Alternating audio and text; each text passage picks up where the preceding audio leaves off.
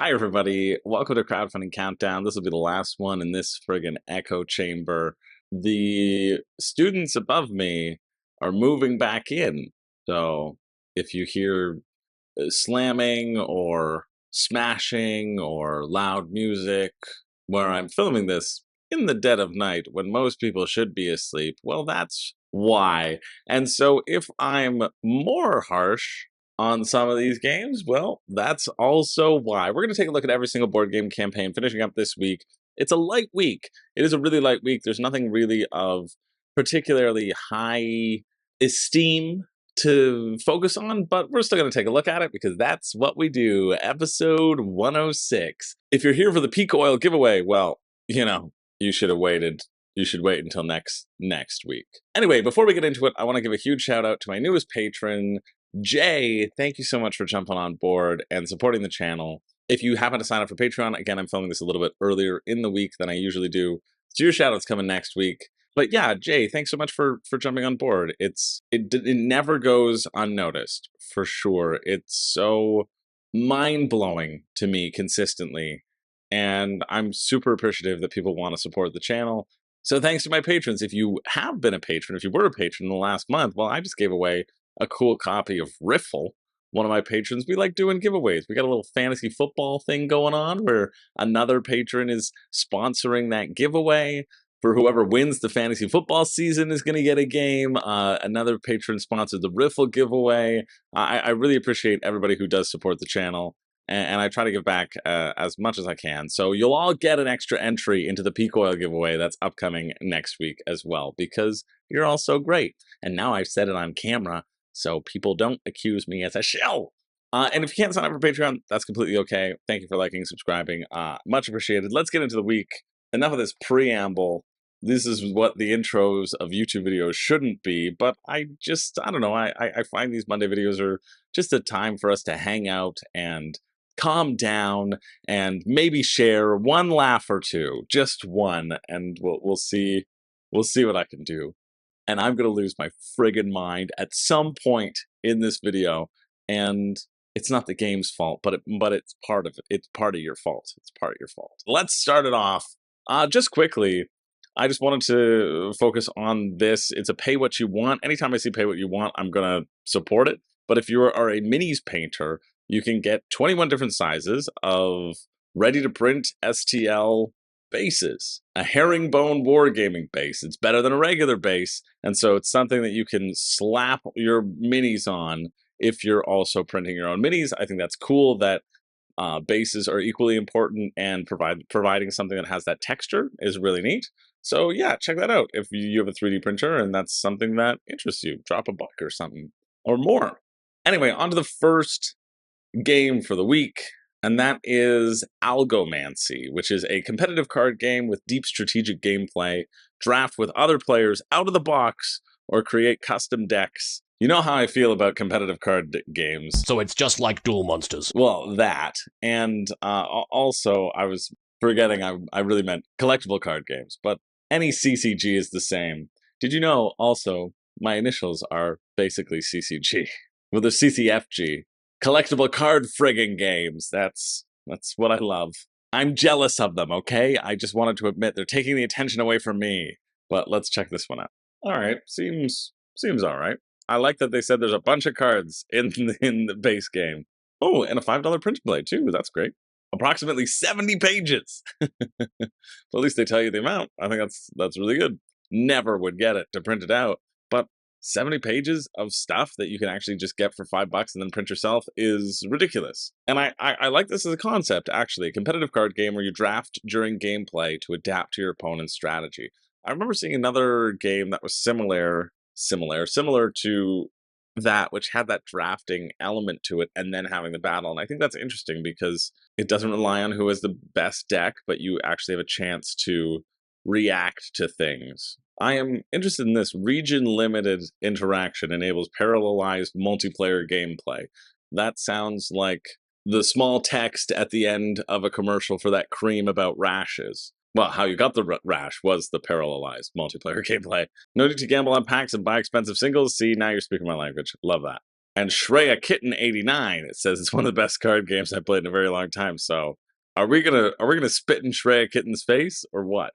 I am less. I mean, 69 is an expensive price, right? It's going to be 94 Canadian before shipping, but I am less upset about that because there are so many cards, and you have the option of the print to play. You do.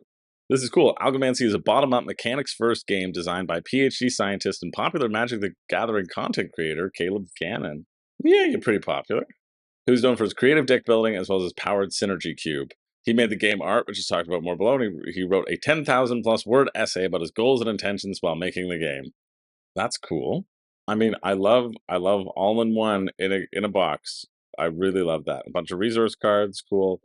Intent cards, okay, that'll be how you determine who you're attacking or what you're doing.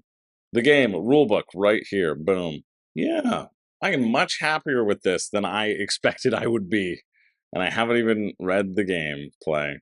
I mean, I assume you want it to be a duel since... It's just like Duel Monsters. But I could be wrong, you know? 1v1 is the best way you probably want to play it. Life total at 30, 16 random cards. You're going to mix and match these different factions together.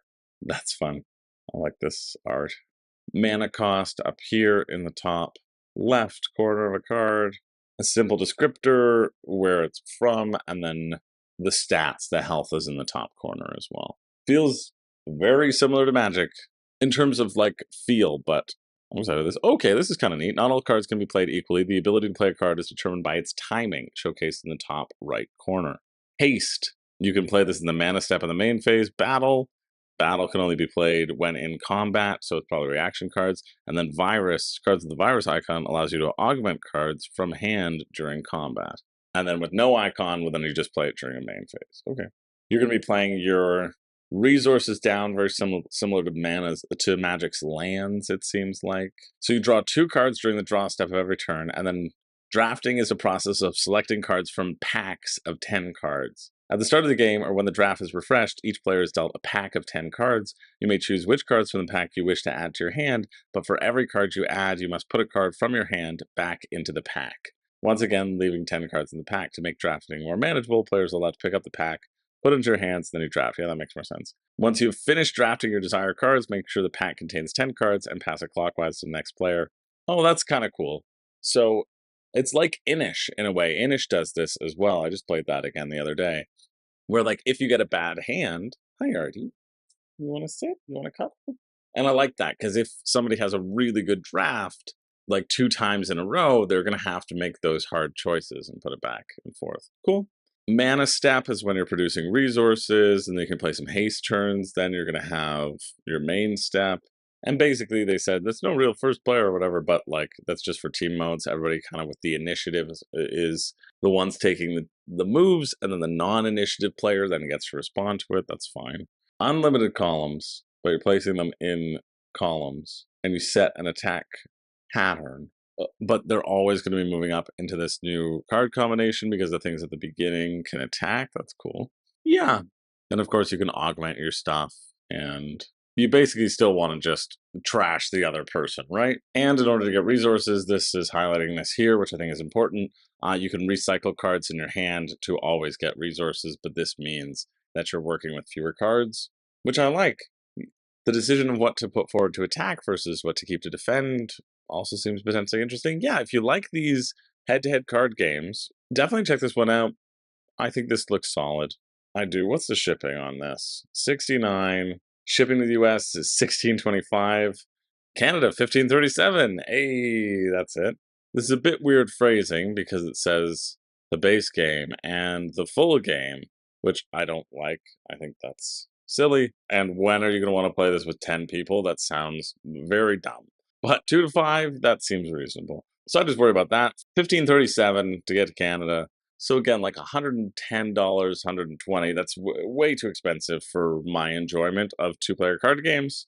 I know it's not 2-player, but all these cards are basically 2-player, let's be real. But still, I think that looks kind of fun and interesting. So if you're interested in that, it finishes Thursday, September 7th at 12:59 p.m.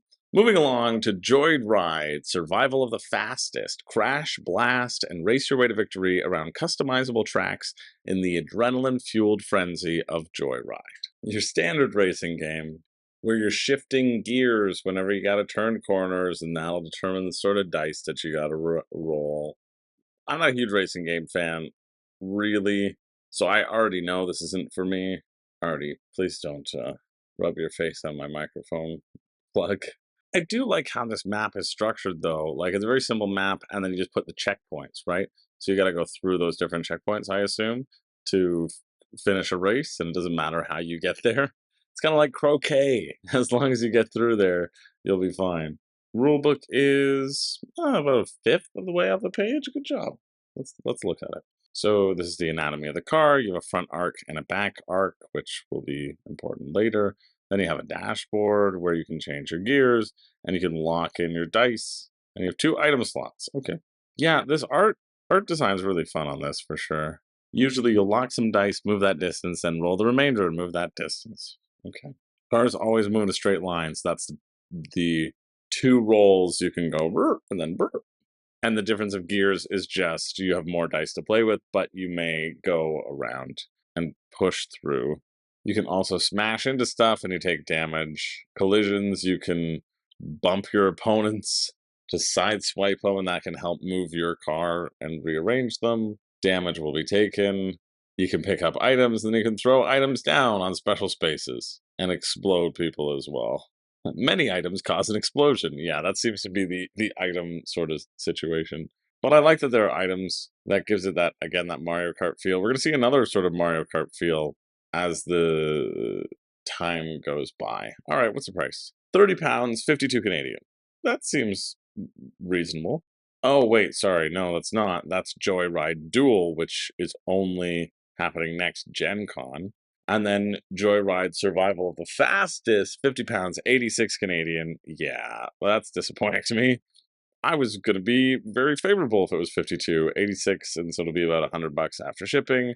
Again, only gives you two maps and just gives you more vehicles and more stuff because you can play 2 to 4. I guess in a racing game like this, you'd probably want 4. And then shipping to the UK, £10, USA, £15, Canada, £20. Yeah, so like 120. No chance. No chance, but honestly, as far as racing games go, I don't hate it, and that's saying actually quite a lot for racing games since I generally do hate them. So good job, Joyride. The art style really brings me in. I like the customization of the map, and I like the simplicity of it, while seeming much better than just the excruciating pain of Formula D. So check that out if you want. The finish is Thursday, September 7th at 5 p.m. Moving along to Catharsis, Divine Wrath, the solo and cooperative board game, an epic 1 to 5 player true solo and cooperative dice rolling board game. Battle monsters, traps, and events. Catharsis standalone expansion. Oh, so this is a standalone expansion to a game, Catharsis. Let's look at it. I think the videos do say a lot about a game in which if they don't tell you anything about the mechanics or other than rolling dice, you know it's just going to be more story driven than anything. Captivating narratives combined with strategic dice rolling. I'm going to roll them with my right hand, and then I'm going to roll them with my left hand. You'll never know what hit you. So they're all decks of cards, it seems? Not even telling me anything about the game other than people like it. People like it until like a third of the way down the page. That's not a gameplay section. This is nonsense. But hey, at least you can be the booze crafter. So, at least there's that. I don't know how it's raised as much. There's no rule book. There's no real actual gameplay. I would avoid this one like the plague, and so I'm going to move on to Dungeon Kart, where you can race against your evil rivals in this fast-paced board game for 2 to 8 players, featuring the villainous bosses of Boss Monster. It's Mario Kart, but Boss Monster Edition. Let's see if this is better than Joyride. So there's a few things that are making me interested about this one. One, it's very clearly Mario Kart. The characters are fun. But that's not what I think is interesting. I think it does the same boring thing of, hey, you can go quickly. Oh, look, this is best of Gen Con, where the other one was the best racing game of Gen Con. But this was best of Gen Con, so there you go. $50 for 10 double-sided track tiles and acrylic bosses with unique speed dashboards. I always find this to be uninteresting to me. Okay, I have to go around a corner, so I gotta slow down. Give me a push your luck drifting game in here. But what is fun is that you are collecting coins, and these coins will allow you to use your boss's special ability. That's what has got me excited. Oh, and clearly you're just going to get the $60 one because you get an extra racer. Actually, they're around the same number of people pledging. That's interesting. Oh, and then the gold pledge. Yeah. See, these tiers are nonsense. These tiers are just here to try to get you to pledge. Anyway, $50 for the base game, 68 Canadian, 40 metal coins. I get that for the uptick. Rulebook, 50% down the page. Seems pretty self-explanatory though. Move up or down and then move those spaces, get some spells, and throw them. I just want to know how you get the spells. That's what I'm interested in, really. Oh, I kind of like that. If you go over this terrain, you also get reduced down to that as well. That's kind of interesting. But yeah, very simple. You set your speed, you gain movement points, you spend movement points to move and take actions, adjust your speed due to braking and obstacles, rinse and repeat. And here's how they get around it. Actually, I think that's kind of slick. You can turn, it costs a movement point, but you can only turn once during your turn. So that's how you deal with the up and down, blowing, starting, etc. Also, each hex has a little pip on it, which shows you the speed that you need to be at to get there. Oh, you just run over the spell. The spells are like the item blocks. That's all it is. You run over them, and then you get to use them. Yeah. Again, lowest tier is 68. Highest tier is like 110 Canadian. Depends if you like racing games, I guess. Shipping seems about the same. 10 to 14, 12 to 17. So at its minimum, if we're going the bronze tier, it'll be 68 plus $17 to get to me in Canada. It's 17 US, so probably something like 95, right? It'll be cheaper at retail. It will. You'll be able to get all this stuff later at retail. I don't see why you would back it now, but I do like Brotherwise games. I'm a fan of Brotherwise games because they did Night of the Ninja, and that's the only reason I'm a fan of Brotherwise games. So there you go. But I think they make good quality stuff with fun art. So if you're interested in that, it finishes Friday, September 8th at 2 a.m. Moving along to Card Bard, which we're probably going to skip to. I don't know. Let's see if it's any good. It just lost a backer. I think it just lost a backer as I switched to it. So maybe it's not very good. But we'll take a look. A quick peek. All right, here's the crux of the game. It's a card-driven game. On your turn, you can draw or play cards. These represent your songs. You're going to be playing them on different songs. You can see this little number is a 3, so you can play up to 3 symbols, and then you can resolve it. You can get fame. When it's resolved, you get the fame. First person to 15 fame wins. Thing is, each card will have different stuff. You also get, this Kickstarter promo pack to really encourage you to get it right now because this will never be in retail because the game will never be in retail. Only $20 though. 28 Canadian. Let's see what shipping's like. Let's see if they actually have a rule book because I want to know how the decks are created. I hate when they do that. Sorry, shipping to Canada is $75. Bulgaria is $26. Shipping to most places is $75. Spain is $26. This can't be actually right. And the United States is $8. So shipping to the States is $8. And then shipping to anywhere else is $75. No wonder they friggin' hit it. They also have these quotes, but they don't actually have the videos where those things were quoted. Jeez, what is this campaign? No rulebook either, so no idea how the cards are even dealt out, why they exist in different people's decks. If we start with 2 different decks, no concept of that. If we start with 2 of the same decks, no actual concept of that. I want to see, where are people from? United States. Somebody in Canada, Saskatoon, is paying this $75? There's 1 backer from Canada? 8 backers from the UK? No, you just don't do it. Just don't do it. Hopefully they're just tossing a coin.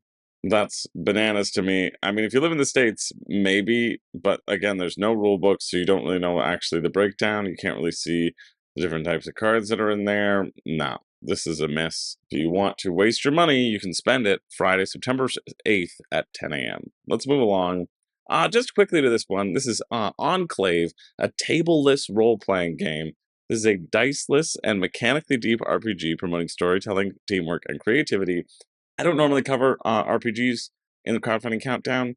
Zach's my go-to RPG guy, but this guy, Robbie Howell, he sent me a message. He said, hey, I'd love to run an ad on your channel. And I said, I'm too busy and I don't know if it would fit, but I'll be sure to mention it in Crowdfunding Countdown. So that's what I'm doing.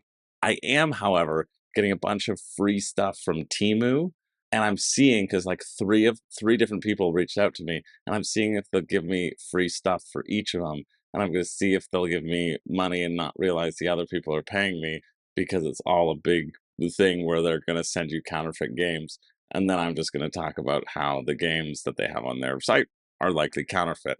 But we'll see how much free stuff and potential costumes we can get in the meantime. So yeah, anyway. So this is the same gameplay pattern, but in other games, in order to resolve an action, it's handled by dice, but Enclave's success is simply determined through common sense, with player commitment being used as a deciding factor in swing situations. I don't know about that. I am overly committed to every tabletop role-playing game that I've ever played, and I just come up with really dumb ideas, and they shouldn't all work. But sometimes when you roll a dice and it succeeds, it's the most glorious thing in the world. When I was playing the game Lair of the Blue Medusa, or Maze of the Blue Medusa, I had a character, maybe I've talked about him before, his name's Grunt Grumble. He's one of my favorite characters that I've ever played, because he had the worst stats. He had the worst stats, like you rolled for the stats. All of his stats were awful, and his charisma was particularly awful. And I was told that he would likely die, so I didn't want to get too attached to him. Boy, was I wrong there. His name was Grunt Grumble. So I named him Grunt, because he's just like a grunt, you know what I mean? Like the grunts that kind of get mowed down. And then I was just like, he doesn't have charisma, so he's always grumbling. So he's always, yeah, my name's Grunt Grumble, how's it going? No, my name's Grunt Grumble, how's it going? Yeah, let me tell you something, I'll live there. And so we would just mumble at people or grumble at people and think he could use charisma to sway things. Anyway, long story short, I had a pack of 3 dogs with me, my buddies, and we found this swan, and it had something on it, was like, I open at the close. It's not that, that's Harry Potter, but it was something along the lines of, and I'm just like, I kissed the swan. It's like, okay, you kiss the swan, nothing happens. I keep kissing the swan. Okay, you kiss the swan, that's great. I kiss the swan again.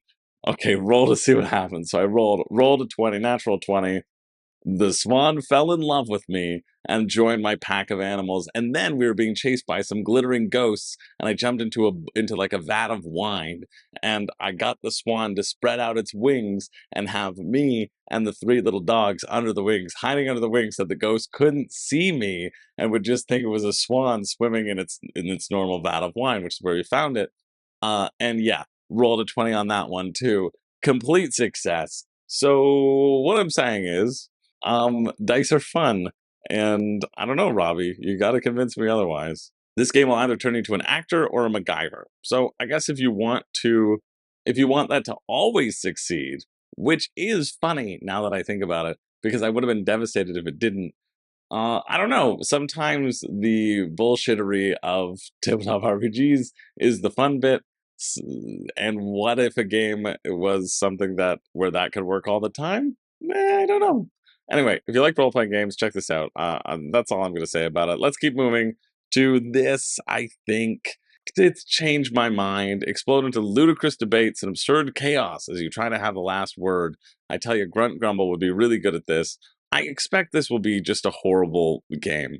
Yeah, it says a party game for loud people. I would much rather just play Avalon, because you can still explode into debates and try to have the last word, but there's actually a game there, and you're not just being yelling at each other for nonsense for hours on end. Anyway, I'm going to look at this, but you and I both know that it's going to be bad, right? I am only clicking on it because Kickstarter said this is a project that they love. Someone on Kickstarter was like, you know what?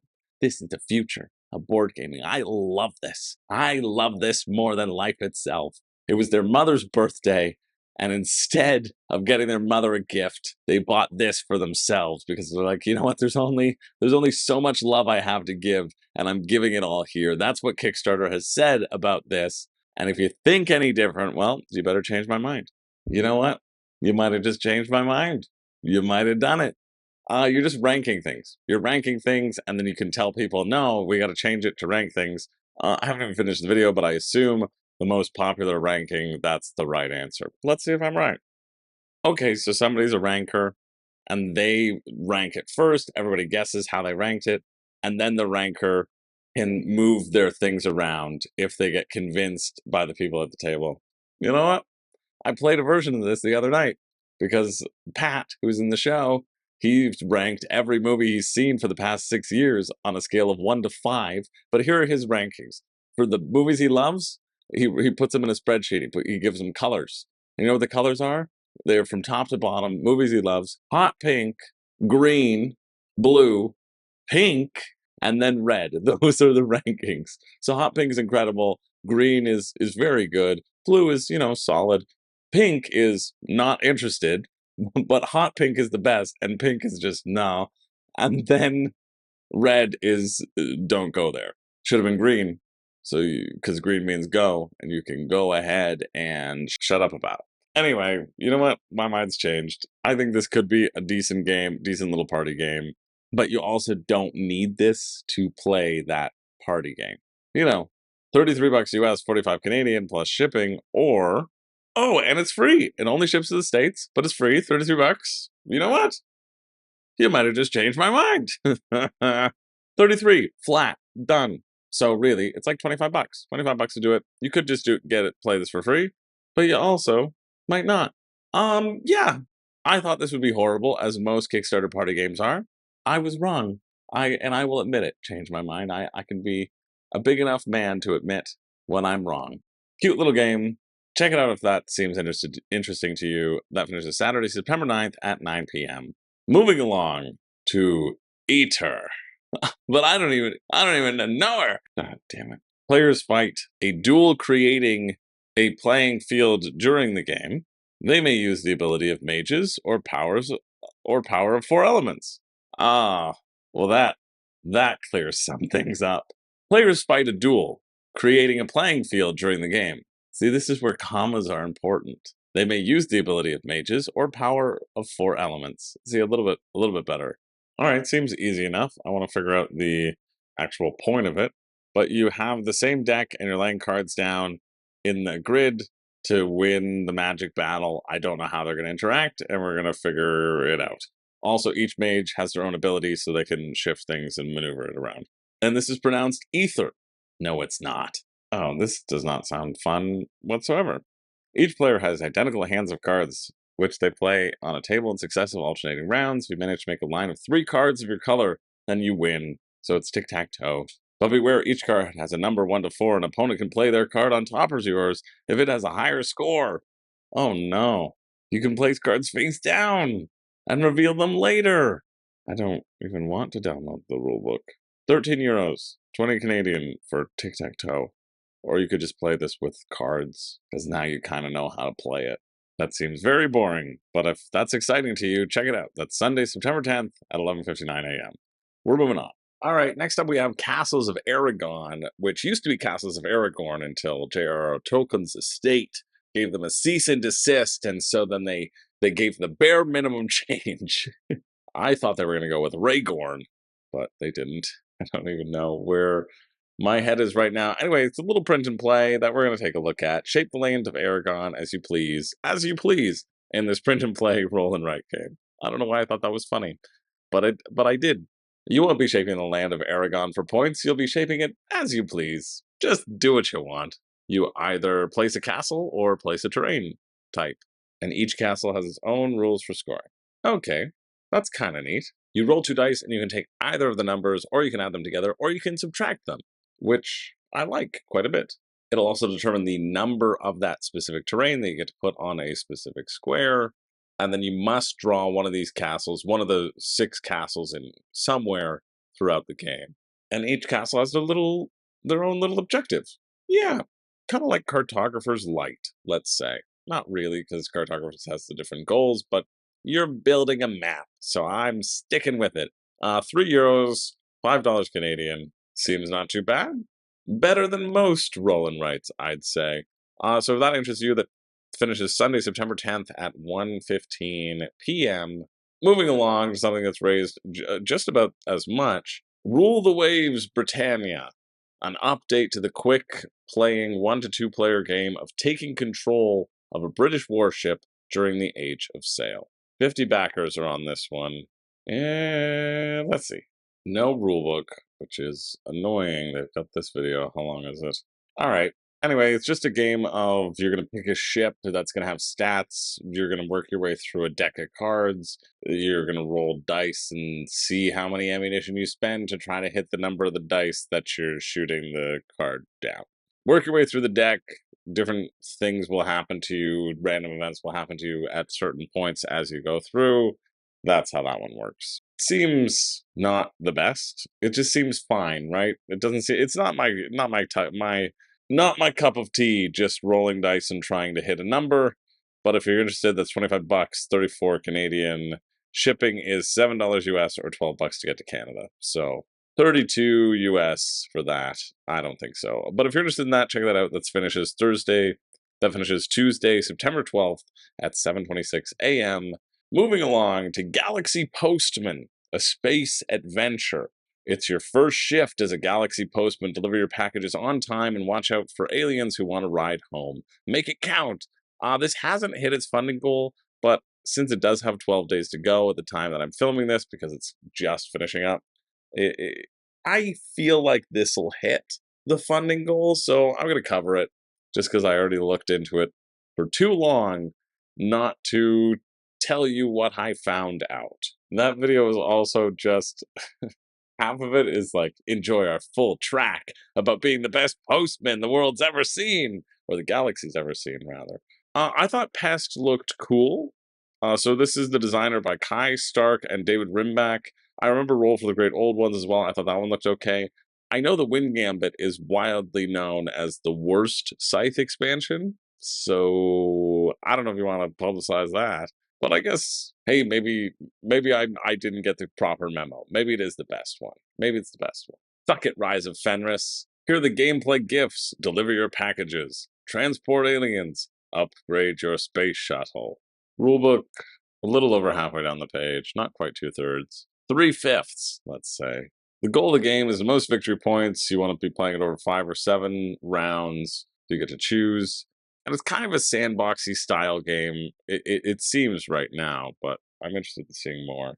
You're going to be exploring this gallery. You see this stack of tiles. They're going to be flipped out and creating a giant big galaxy as you go throughout the game. You're also going to have these different action spaces on your own spaceship, which at certain points, if you upgrade them, you can flip them over to the better version. You're going to be using dice to activate these different things.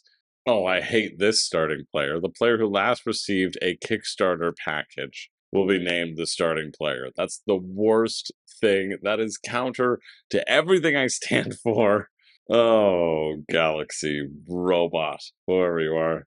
Postmark, posthumous exam. So here's the crux of the game. On your turn, you're going to select an action die, and you're going to pay the energy costs to put it on a space in your cockpit. Your cockpit will give you access to certain actions. So if you look at the cockpit right here, these are the different actions: move and place a wormhole, recharge and energy repair, and you can see that this middle one has access to all 4 of these actions. This space up top here only has access to 1 of them. This top one can get the top 2, right? And so that's how it's broken down in terms of you want to think about which of these actions you want to take and then use your dice accordingly. Obviously manipulating your dice so that they can be placed in certain spots. You can see here there's little symbols like an arrow down in 3. That means you have to put a 3 or less there. So that sort of iconography is what it means. And you can see that sometimes it lets you manipulate other dice, right? And you can see on the bottom, it shows you, if I zoom in to one of them, on the bottom here, right above my head, it shows you what's on the other side. So they get upgraded to a 5 or lower, and you can pay energy to create a wormhole, that sort of stuff. Anyway, you can move around, you can transport aliens. The aliens show you what they're going to rate your Uber before you pick them up. So you're like, yeah, I want to pick up this alien. It's going to rate me a 1 star. Definitely going to pick that alien up and give it a first-class ticket into a wormhole. I do like this idea of the checkpoints, though. There are going to be various checkpoints around the systems, and whenever you access one, you'll get a variable thing depending upon the round, depending upon the token that's flipped up, and these will always change. I think that's cool. A good way to use the same space on a board for different purposes. You get points for developing your spaceship the most effectively, basically, and dropping off aliens. Basically, you want to be doing this pick up and deliver game while also managing your energy and resources to upgrade your own cockpits and actions, and use your actions the most effectively. I don't mind this. I like this pick up and deliver with a twist of managing your different dice. I think that's kind of neat. Anyway, it's €50, 74 Canadian for the base, and then shipping is gonna be to the US €15, to Canada €25, right? So it'd be €75 to get to my door personally, over $100. This is something that I'd be interested in for 40. You know, I'm not a huge pick up and deliver fan, but I do like that idea of dice manipulation and the dice-driven actions. So that's something. Anyway, if that sounded a little interesting to you, check it out. That finishes on Monday, September 11th at 12 p.m. Clearly, I got those out of order because I wasn't sure if I was going to cover it. I think that's the reason. And finally, moving on to our last one of the week. I'm excited to check this one out because somebody in the comments last week said, hey, I'm back in Guilty Gear.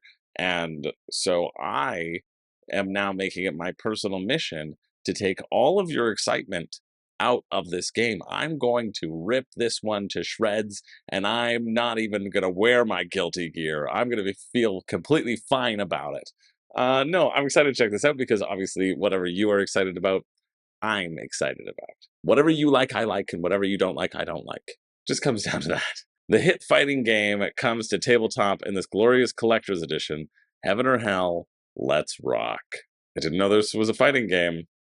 I don't know how fighting games translate, right? I've seen a few. Twisted Fables has been my favorite thus far. Let's see if Guilty Gear Strive, the board game, can rectify that and overthrow that. I think the last lines in that song was, we already know the smell of the day. So this segment is brought to you by the smell of the day.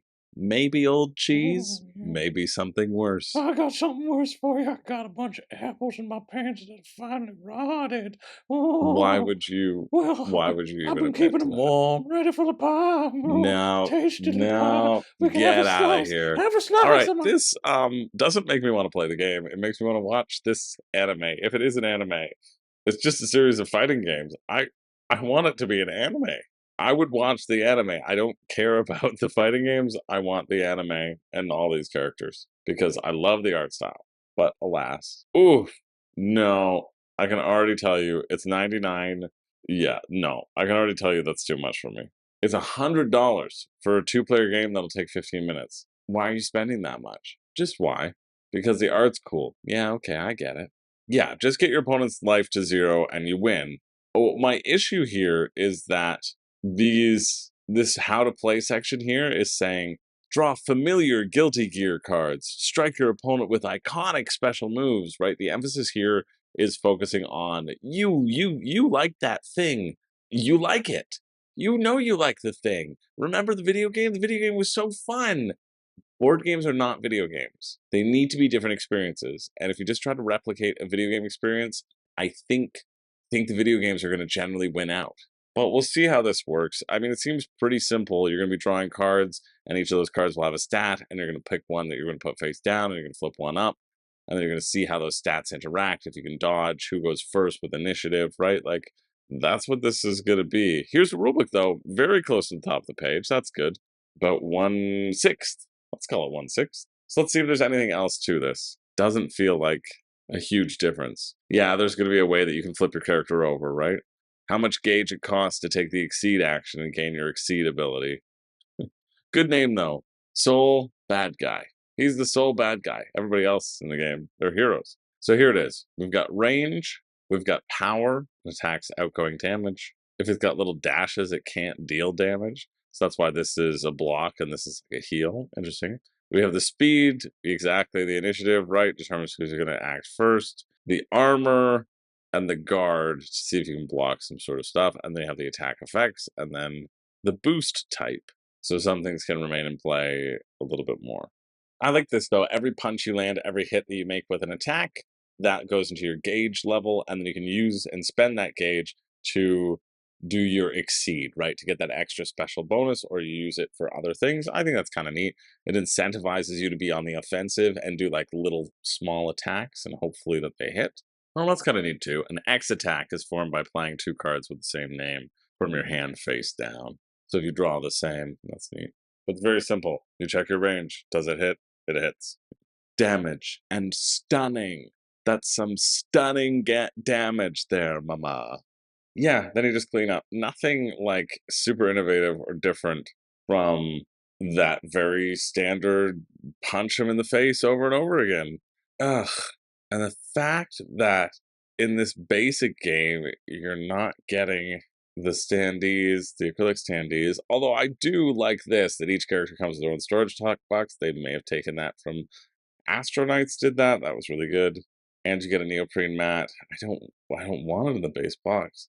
I want standees for all 20 characters. So what is in the base game if it's not a standee, right? Like that's a bit foolish. Also unclear what's even in that.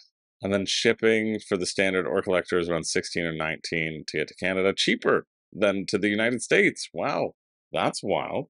Ugh, and then an ultimate collection, 55 fighters. Who cares? Like, yes, they're gonna have different cards and maybe some slight abilities, but there's only so many numbers. There's only so many numbers you can rearrange. There's gonna be different art, sure. I don't see it. I don't see the hype. I don't get it. Unless you're a huge fan of the game. If you're a huge fan of the game and you love the IP, then maybe that's enough to warrant getting it. But at the same time, it just feels like a very basic, what card are you going to play, move people around game. I can see that it's going to play in 15 minutes because there's not that much to it.